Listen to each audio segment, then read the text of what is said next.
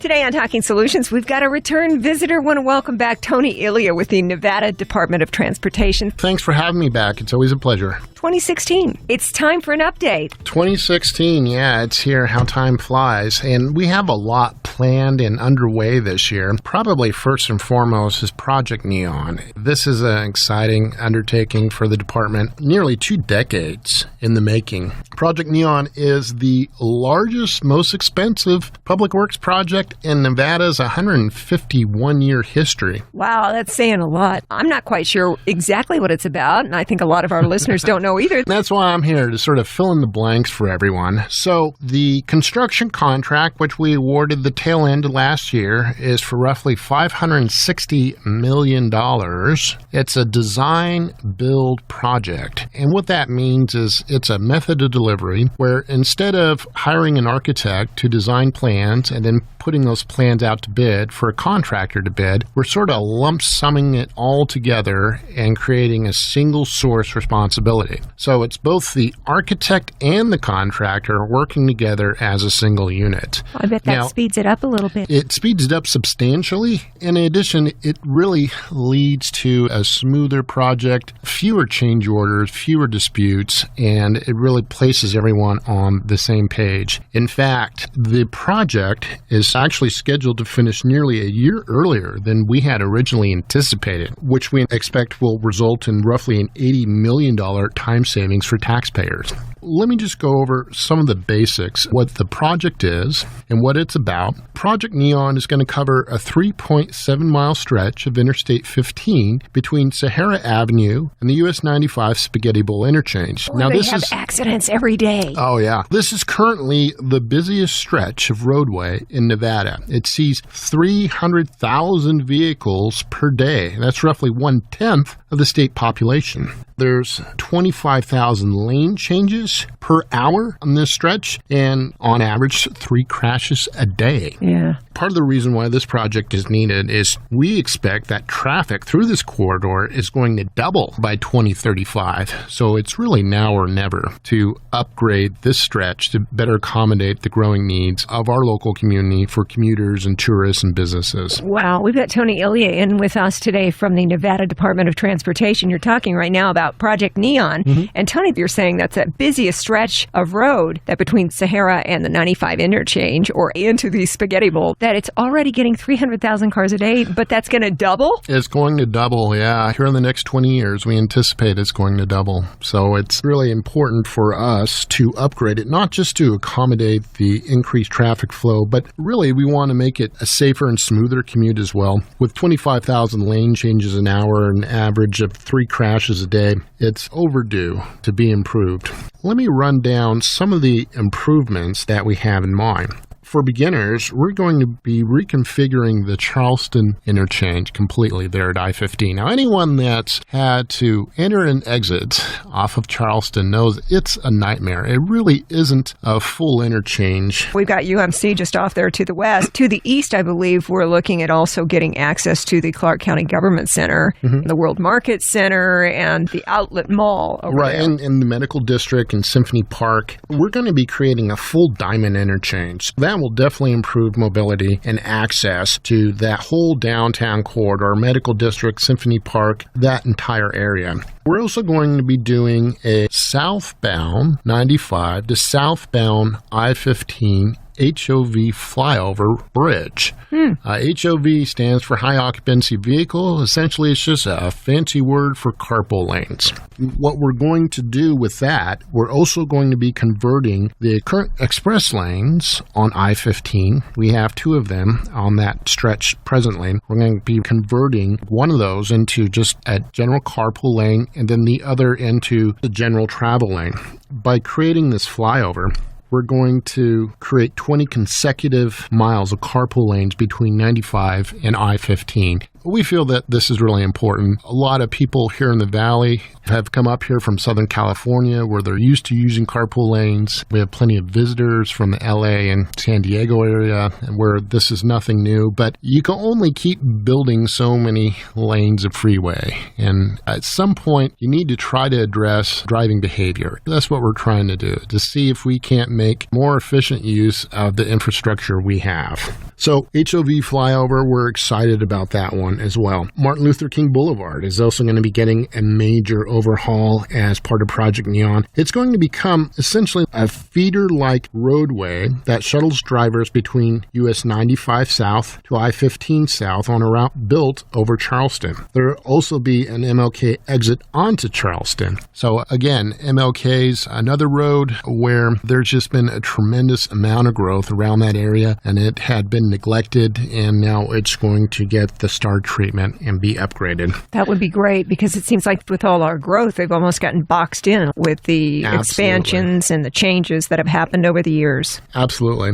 Other undertakings as part of this project, we're going to be implementing something we call an active traffic management system, or ATM. Those are basically the digital messaging signs you see on the freeway that let you know that there's a crash up ahead or what the wait time is for the next exit. This next generation of signage that we'll have, and we're actually going to be installing this first so people will be able to take advantage of it while construction's taking place. It will let motorists know, for example, if there's a crash in the right-hand lane to get over to the left 2 lanes and how far ahead it is. This is really neat. Another way to sort of leverage technology to create a smoother commute. One of the other things we're going to be doing is something we call ramp braiding between the Spaghetti Bowl and Sahara Avenue, similar to the west leg of the Spaghetti Bowl on 95. What ramp braiding does, it reduces the merge and weave traffic. And anyone that's been on a freeway or Las Vegas Road has seen it plenty of times. Drivers that will cut across 5 lanes at a time. Yeah. So the idea with this is to reduce some of that. If you're going to be traveling through, then you're going to have to be in the left lanes. If you're getting off in the next exit or two, you're going to have to be in the right lanes. So it's going to try to dedicate some of those lanes for the intended travel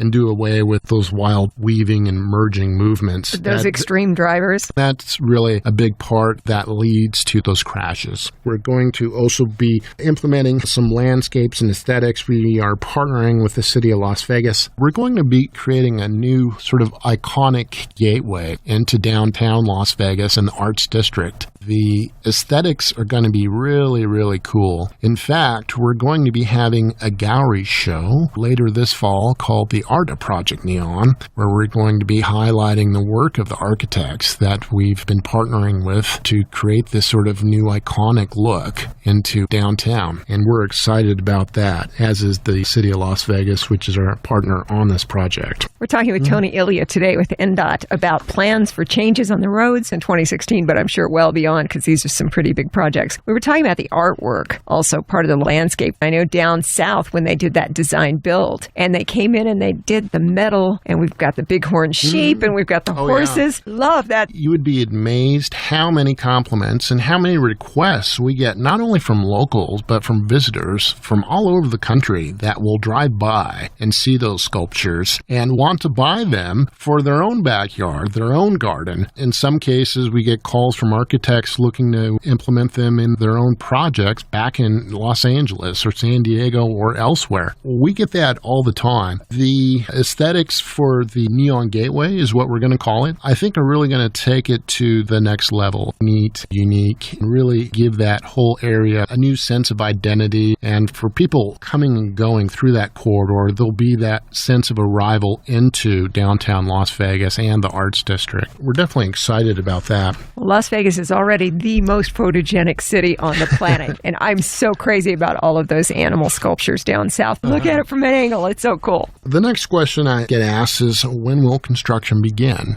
Construction has already begun. We've spent the last couple years and are still in the process of assembling all the land in the right-of-way needed for the project, some 200 parcels worth, right in the heart of downtown. No easy undertaking. But as we've been acquiring parcels, we have been letting out contracts to demolish the structures and clearing the area for future construction. The tail end of last year, we began technical drilling along the Project Neon route. The drilling is simply exploratory to determine what the soil conditions and substructure is like along the alignments to better inform the design-build contractor and help them with their plans in determining what's going to be needed to beef up the substructure to hold what's going to be going into place. Well, that's pretty heavy stuff on top of it there. It can be, absolutely. We have a groundbreaking event scheduled April 7th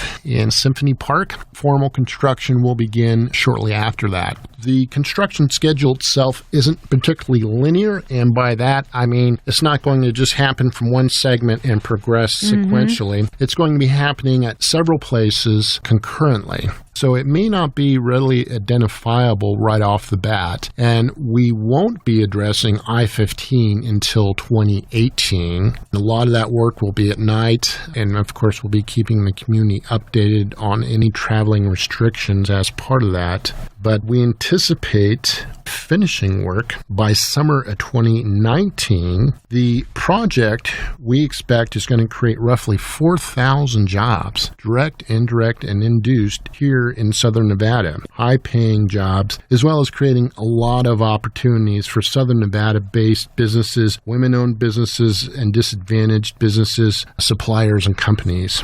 In the end, we expect that Project Neon is going to reduce travel delays by 28% for roughly $110 million annual savings through increased productivity. Now, that's less time spent stuck in traffic and more time at the office being productive or at home recreating. Having a life. And having a life, exactly. But, in addition to that, it's going to also improve air quality due to less idle time stuck in traffic and vehicle exhaust spewing, while enhancing motorist safety from less merge and leave traffic. So that's really Project Neon in a nutshell. Now we understand. There's been so much construction over the years with I-15, with the growth of the city and adding in all those express lanes to take us through the resort corridor. By the way, Tony Illia is spokesperson for Nevada Department of Transportation. I know they've had projects up north. We hear about them occasionally, like all the different road construction that they needed to get set up for Tesla. But I've got to believe most of the stuff is going on right down here. It's really kind of a drop in the bucket compared to the explosive growth we've seen here in Southern Nevada, where the population of the valley has doubled within the last 2 decades. As it is, we were scrambling to keep pace with the recession. Construction activity really fell off, and so now we're sort of racing to play catch-up and see if we can't get an upper hand on all the growth that's been happening here. Certainly, Project Neon is going to go a long way towards addressing some of those issues. So when we're being inconvenienced during the construction phases, just keep in the back of your mind,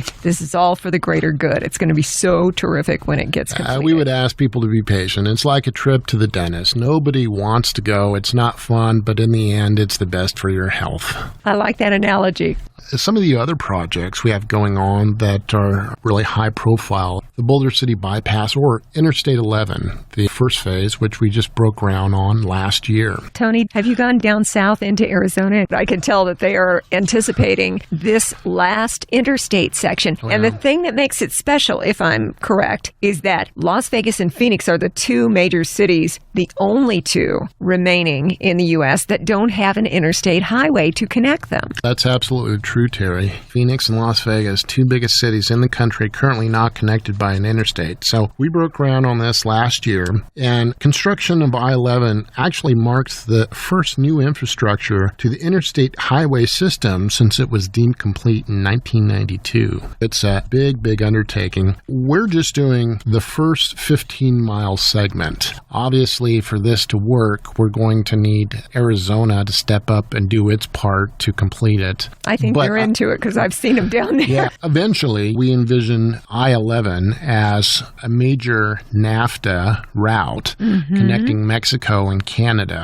It's even bigger than just between Las Vegas and Phoenix. Oh, absolutely. So, like I said, last year, actually in April, we had a groundbreaking event for the $318 million, 15-mile first segment of the project. And work is occurring in two simultaneous phases. NDOT is building the first 2.5-mile section of 4-lane interstate from Foothill Road to Silverline Road. We're going to also be adding a full diamond interchange at Railroad Pass. This $83 million first phase calls for restoring the railroad tracks previously severed by US 93 by building a 180-foot-long steel truss bridge. That's going to allow the mainline freeway to pass underneath. The Regional Transportation Commission is going to be building the $235 million, 12.5-mile-long second phase connecting from Railroad Pass to the Hoover Dam Bypass Bridge. They're also going to be creating a scenic view parking area that overlooks Lake Mead.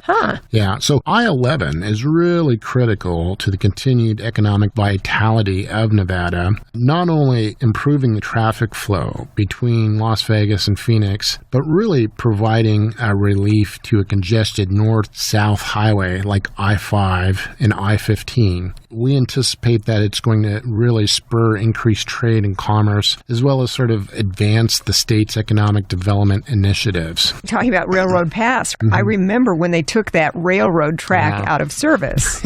It'll be interesting to see what happens. Yeah. Well, anyone that's had to travel this stretch, which goes through Boulder City, knows that traffic backup as you travel through Boulder City. But I-11 is going to not only improve the safety and convenience, it's going to reduce the travel time by up to 30 minutes by just creating a direct link with higher travel speeds and no signal lights. But ultimately, the project plays an integral role in serving the Mountain West region, which is expected to add 32 million more residents between now and 2030. The West is just... Yeah, it's really exploding. I-11 is also expected to be a job generator, just like Project Neon. We anticipate that construction is going to create roughly 4,000 jobs. Work is already underway, and the project is scheduled for completion in 2018. Bring it. We're excited, too.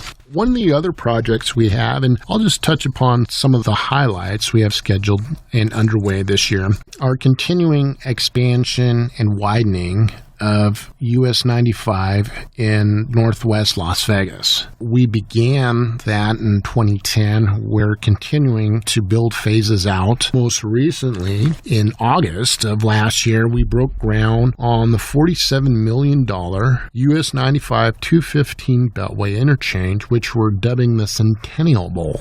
Okay, I'm going to have to remember that. Centennial Bowl, that whole area, that's the nomenclature we're going to go with. We're going to have more than one bowl in this town. Yes, I know it.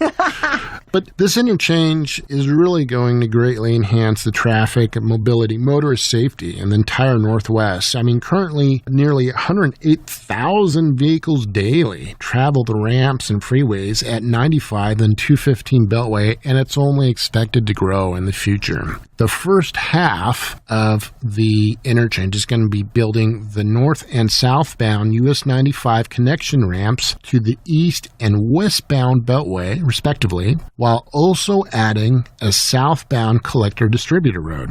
Planned enhancements call for a 60-foot tall, 2,500-foot-long bridge. Now, that's roughly the equivalent of 7 football fields laid end to end. It's going to cross over the two major freeways linking westbound 215 to southbound 95. Now, other work as part of this project we have planned consists of placing 8,200 feet of storm drainage. Now, that's the equivalent length of 87 basketball courts laid end to end, while adding new signs, lighting, and landscaping. This project, like the others too, is going to create an economic boost. It's going to create 607 direct, indirect, and induced jobs. And we're anticipating finishing in the spring of 2017. Tony Illia is with us today on Talking Solutions from NDOT, talking about road changes that we're going to see happening during 2016 and beyond. And we're talking about what's going to be called soon, if not already, the Centennial Bowl, and that bridge that you're talking about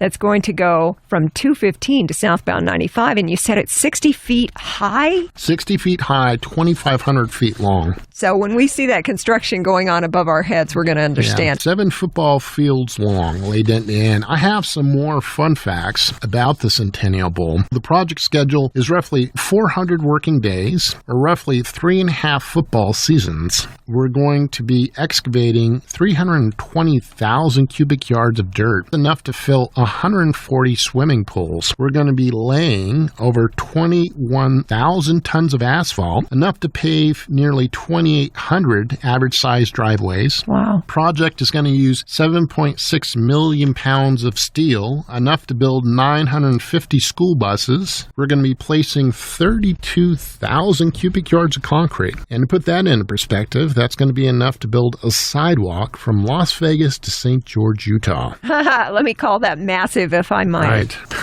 Sometimes it helps to put the size and the scope of these projects into context when you think of it in those terms. Absolutely. During our discussion so far, we have talked about Project Neon, which is going on I-15 right through the resort corridor to the Spaghetti Bowl, that very congested area, and I-11 that's coming on, the Boulder City Bypass, and then you go up northwest and you're talking about the Centennial Bowl. There's a lot of exciting stuff that is starting in 2016. Another exciting project that we anticipate will break ground here in another month is a $16.5 million widening of State Route 160 or Blue Diamond Road. Boy, I know that street well. A lot of people do. It has really exploded in growth through that entire corridor, and State Route 160 has become increasingly heavily traveled as the main link between Pahrump and Las Vegas. It's also my back route to get into Spring Mountain Ranch. Blue Diamond Road is an essential road. Absolutely. We're going to be doing a 5-mile widening from 2 lanes to 4 travel lanes from just past State Route 159. That's where you turn off to go to Spring Mountain Ranch. Or the Red Rock Canyon Road Junction. Exactly. Out to mile marker 16.6. Improvements are going to flatten the side slope shoulders for safer vehicle turnouts. We're also going to be installing new drainage pipe and tortoise fencing. Other work consists of placing barrier and guardrails, as well as hydro-seeding 38 acres along that stretch of road. Moving enough dirt on this project to fill 1,800 average-sized swimming pools and placing enough asphalt to pave 8,000 driveways. This project is scheduled for completion in early 2017. We would ask that people be aware that the speed limit's going to be lowered to 55 miles per hour during construction, but one lane will remain open at all times as work takes place. That'll be great because we all know that there just aren't a lot of backup roads. An alternative route, you end up having to go 45 minutes an hour out of your way. Right. Some of the other projects we have underway are going to be focusing on pedestrian safety, certainly a hot button issue. We're going to be looking to make several pedestrian safety improvements this year, in particular to Boulder Highway, or as we call it, State Route 582, between 2016 and 2017. Boulder Highway is just under 17 miles long, but it saw 14 fatalities last year, including 8 pedestrians and a bicyclist. We take every death and serious injury as a tragedy, so we've consequently identified several areas along the Boulder Highway corridor for pedestrian and motorist improvements. This year, installing an overhead rapid flashing beacon and an offset island at Boulder Highway and Sun Valley Drive. Now, that's right near the East Side Canyon. Okay. This is roughly a 6-month project. It's also going to close left-hand vehicle turns, thereby eliminating pedestrian conflicts. This is part of $10 million in additional pedestrian safety improvements that the State Transportation Board authorized last year. That is on top of the $21 million a year that NDOT dedicates grants annually in federal funds through road safety projects and programs. Talking pedestrian safety, Boulder Highway has got to be the scariest road. You know, one of the things, it's a major through highway. It was the link pre-I-15 for Las Vegas. So it was designed as a highway, but over time, all these residential and businesses developed alongside of it. And so the road wasn't really geared for that sort of travel. So part of what we're going to be looking to do, in addition to the Sun Valley Drive improvements near Eastside Cannery, which is definitely an area of concern, we're going to be lowering the speed limit from 55 miles an hour to 45 along a 2-mile stretch of Boulder Highway from Galleria Drive north. That's going to be happening here within the next month. We're additionally in the process of conducting preliminary engineering for pedestrian improvements along at least 7 Boulder Highway crossings, crosswalks, sidewalks, new median enhancements. However, the construction probably won't begin until 2017 due to funding and the multi-jurisdiction coordination. Keep in mind, Boulder Highway passes through Henderson, Clark County, through the city of Las Vegas, and it's actually a state-maintained road on top of all of that. Multiple jurisdictions. Right. In the meantime, there's a few simple tips. Distraction really plays a large part in pedestrian crashes, and we just want to remind everyone to share the road. Drivers should always yield to pedestrians in crosswalks, even if the crosswalk is unmarked. Which we don't do around here very much at all. No, and try to make eye contact.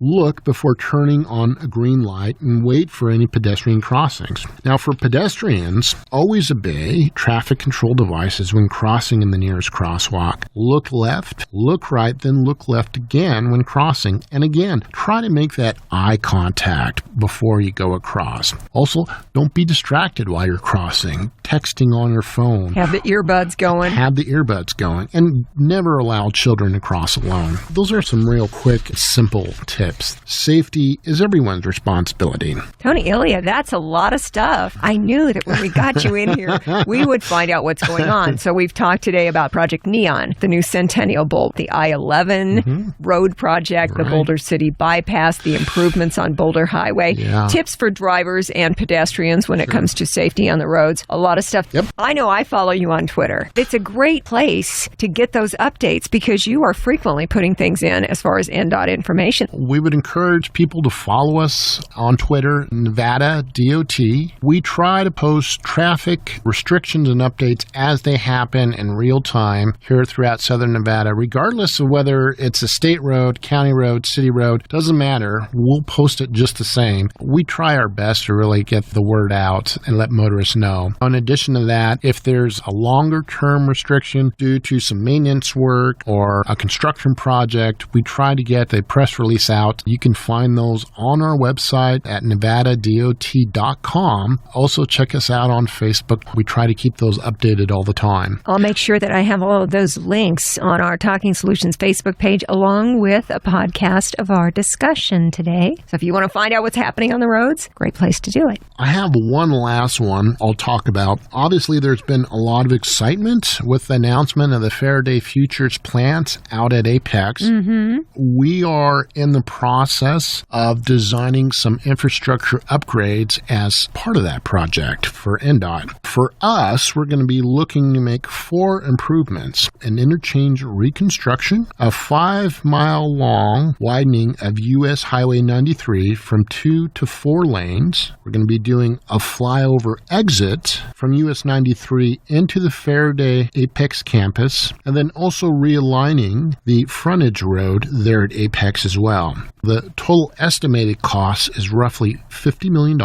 Now, the interchange reconstruction US widening were actually anticipated in something we were planning to do even before the Faraday Future was selected for the Apex site. In fact, we had submitted for a federal grant to do some of that work. We didn't win, but my reason for bringing that up is the improvements were already planned and underway. They're simply just being accelerated with the announcement of Faraday Futures. This is another project, Terry, we're going to be doing design builds similar to Project Neon in order to expedite and fast track the work. So no other projects are actually going to be delayed or reprioritized as a result. Design work and preliminary engineering is underway on all that work right now. Then we anticipate on breaking ground in early 2017 on all those Faraday Future improvements there on US 93. That's another big project that we have underway moving forward on here in Southern Nevada. All this information you're sharing with us today, Tony Illia from NDOT, will hopefully keep you a little calmer when you're encountering some of these delays and inconveniences related to us all getting better roads. But when people come to town and they say, "What's that?" and they point at something, chances are you'll know. It's the future Project Neon. It's in progress. Sure. It's now going to be the Centennial Bowl. It's changes that we're making for pedestrian safety on Boulder Highway. It's I-11. Yeah. Faraday Futures. All these good things happening on our Nevada roads. This is all good stuff. You know, one of the byproducts of investment in the roads and highways and our bridges is not only the increased mobility and better commutes, but in the process, we're creating jobs and really making just Southern Nevada that much better of a place to live and visit. Absolutely agree. Tony Illia from the Nevada Department of Transportation, thank you so much for all the information and for joining us again today on Talking Solutions. Terry, I appreciate it. Thanks for having me. Talking Solutions is a production of the Community Relations Department here at Beasley Media Group, Las Vegas. Get more information on today's topic on our Talking Solutions page on Facebook, where you will also find links and a podcast of today's show. Thanks for listening, and have a great week.